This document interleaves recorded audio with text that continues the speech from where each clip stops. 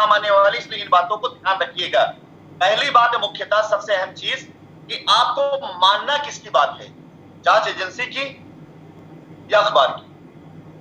आपको बिलीव किस पे करना है, न्यायालय पर जो सबूतों के आधार फैसला करेगा, या अखबारों पर जो अफवाहों के आधार पर अफवाह फैलाता है? ये फैसला आप करना है। आप जिस तरफ खड़े होंगे, इधर या उधर, वही आपका दिशा और दशा तय करेगा, वही आपका मुकद्दर तय करेगा। आप अगर लीगल में हैं तो, और नहीं हो सोच मेरे लीगल जाने के लिए, तो भी ये मान के चलिएगा जो साक्ष्य कहेंगे वही मान्य होगा। अब आते हैं उन बातों पर जो रास्ते कर लेके जाती है। ये तो हो गया कि आप अफवाहों पे या ऐसी चीजों पे जा रहे हैं या ऐसे लोगों के बरगलाए में आ रहे हैं, तो आपने 3 साल तक देखा कुछ नहीं हुआ। कुछ नहीं मतलब नहीं, बहुत कुछ हुआ। बहुत कुछ हुआ। क्या हुआ? बहुत कुछ ये हुआ कि कंपनी का जितना एडवांस जहां पड़ा वो निकल करके आ गया। आपको कुछ मिला ना मिला, मुझे मिला है।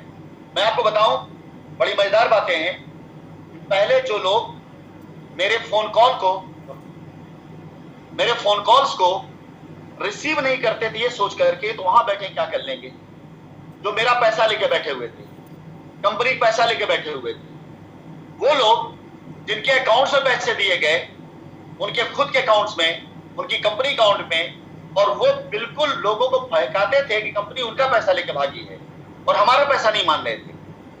अब जब जांच एजेंसी ने पाया कि 450 करोड़ रुपए तो एडवांस गया है, उन लोग को चिट्ठी इशू होनी शुरू हो गई। जांच एजेंसी की तरफ से चिट्ठी जानी शुरू हो गई। ये शायद आपको पता हो और शायद ना पता हो। उन लोगों को जिन्हें हमारी तरफ से 2 करोड़ या इससे ऊपर का फंड गया है, उन्हें कंपनी के बिहाफ पर जांच एजेंसियां चिट्ठियां भेज रही हैं कि शाइन सिटी से आपने जो पैसा लिया है वो कितना लिया है, आपने ये पैसा किस किस अकाउंट में लिया है, किस मद में लिया है, अपना आप 7 साल का, 8 साल का, 10 साल के रिकॉर्ड तक मांग लिया है। 2013 से रिकॉर्ड मांगा है लोगों का। ऐसे न जाने कितनी नोटिस मेरे पास आ चुकी हैं लोगों की, जिन लोगों ने मुझे भेजा। अच्छी चीज ये हुई कि वो सारे लोग अब संपर्क में आने लगे। भैया वो 2 करोड़ रुपए हमने लिया था और हम ईडी की चिट्ठी आ गई हमारे पास, क्या करना है इसका? पहले हम फोन कर रहे हैं कि भाई हमारी जमीन दे दो, हमारा पैसा, तब तो वो फोन नहीं उठा रहे हैं, तब तो एक किसान पैसा मांग रहा है, तब बहुत रोना उनका था। अब जब उनको चिट्ठी जाने लगी तो सारी समस्या खत्म। अब लोग क्या बताते हैं कि भैया चिट्ठी आई ईडी के, हमारे पास क्या जवाब बताना है। मैं क्यों बताने जाऊं क्या जवाब बताना है? आपको बताना है क्या जवाब कि आपने पैसा क्यों लिया है। ये पॉजिटिव चीज हमारे लिए हुई। यानी आज देखा जाए इस जांच का फायदा हमें ये मिलना शुरू हो गया कि हमारे मरे हुए पैसे निकल के आने लगे। पहली चीज। दूसरी चीज, हर वो शख्स जिसने पैसा एसोसिएट के अकाउंट में दिया है, कंपनी नहीं दिया है। एक लॉजिक आपको समझाता हूं, ध्यान समझिएगा। मान लीजिए एक से बहुत हमारी मजबूरी समझिएगा, इसका रास्ता मैं कैसे निकाल दूं भी समझिएगा।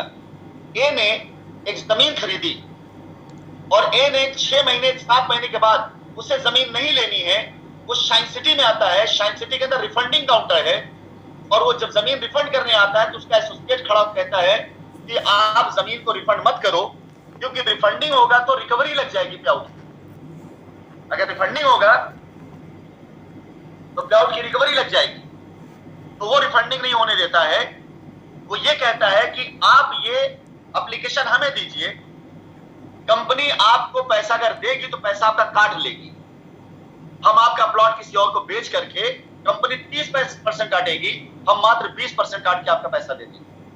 अब कस्टमर को लग रहा है कि भाई कंपनी 30% काटने वाली है, हमारा एसोसिएट भगवान हमारे लिए है, ये तो 20% 15% निपटा रहा है। उसको क्या पता कि वो अपना 40% का पेआउट बचा रहा है, रिकवरी लग जाएगी तो नए प्लॉट का पेआउट उसे नहीं मिलेगा, वो 40 पेआउट बचा रहा है। इस चक्कर में उसने ए से प्लॉट कहा कि नहीं आप रिफंडिंग मत डालिए, इस प्लॉट को हम किसी और को बेच देंगे। अब ए का प्लॉट था, एसोसिएट ने बिकने रिफंड नहीं होने दिया, उसने बी को कन्विंस किया और उसको ये बोला कि ये प्लॉट 450 का था, आज का रेट 550 का है, हम आपको 500 में दे देंगे। बी कन्विंस हो कि भाई 50 उसका भी बच रहा है। एसोसिएट कंपनी में आता है और ये कहता है कि प्लॉट रिफंडिंग में आया था, लेकिन हमने इनको मना लिया, ट्रांजेक्शन इनका ट्रांसफर चार्ज मत लीजिए, तो रिफंड नहीं करेंगे, बल्कि ये प्लॉट किसी को ट्रांसफर कर देंगे और ये इनको पैसा दे देंगे। ये पूरा गेम हुआ है, ये हमें अच्छे से पूरा पता है। अब ए का प्लॉट जिसने कंपनी में पैसा दिया था और उसने प्लॉट नहीं लिया, बी को प्लॉट ट्रांसफर हो गया, बी से पैसा एसोसिएट ने अपने अकाउंट में लिया और 20% काट करके पैसा उसने ए को वापस कर दिया।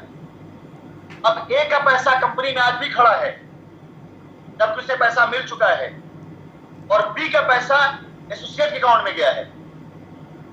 अब ए तो क्लेम नहीं कर रहा है, लेकिन बी क्लेम कर रहा है जिसका पैसा कंपनी में आया ही नहीं।